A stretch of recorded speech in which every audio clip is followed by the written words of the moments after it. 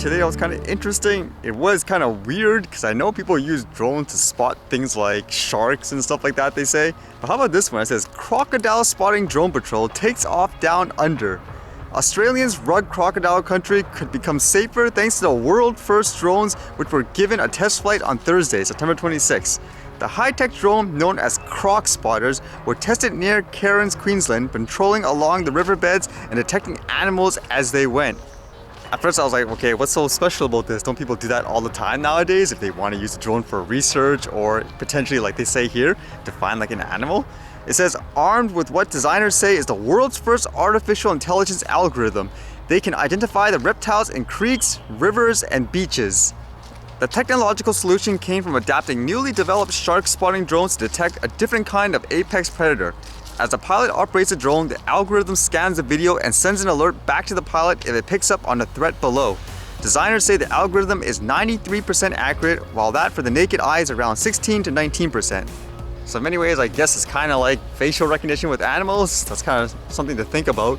If that'll be the way of the future, basically scanning things in the air or something like that, and it'll detect what every single object is. This is a human, this is an animal of this type, etc., etc.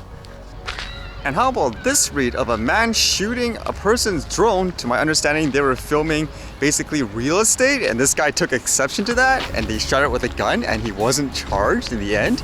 It says, Nelson man who shot at real estate agent's drone has charges against him dismissed. A man prosecuted for shooting at a drone has had the charges against him dismissed. Judge Tony Zorab's ruling into the case against Craig Allen Heath hinged on whether the drone was over his property and whether he had a right to fire the shot. He was charged with intentional damage of a drone and discharging a firearm in a public place, with police saying the drone was over another property and that Heath fired from his property across or near Matakitataki Road. I thought this was kind of weird. It says, in the end, Nelson District Court Judge Tony Zarab was unable to sort out where the drone was, gave Heath the benefit of the doubt, and dismissed the charges. How hard could it be to determine that? Especially if you're flying, let's say, a DJI drone, which I would assume is what they're flying. Can you just say, here's the logs, this is exactly where I was, like GPS-wise and everything. And then it says, in all the claims and counterclaims was one clear fact. Heath took exception to the drone, grabbed his shotgun, and took a shot at it. He can't deny that. But crucially, and a point the prosecution failed to win, was whether Randall and his people were correct that it only stayed over for the sale property, or did it veer over Heath's. And it says, quote, the traditional position in common law is that he who owns the land owns everything reaching to the heavens and down to the center of the earth, and under civil aviation rules, someone should get consent from the owner if they wish to fly the drone over the property. Although it makes me wonder what that said down there. Is that the same thing if a plane or helicopter flies over you? Hey, it's flying over my property. Bang, bang. Would that be perfectly legal if they do that, or they need consent? Or is it just for drones for some odd reason because people have this, again, paranoia that they're being spied on and all that? Or maybe in some ways they feel they can do it because they assume the majority of the people are with them in terms of saying, oh, these things are annoying, so it kind of gives them, I guess, the confidence to do stuff like that in a reckless way. A little unfortunate that is the case, unfortunately.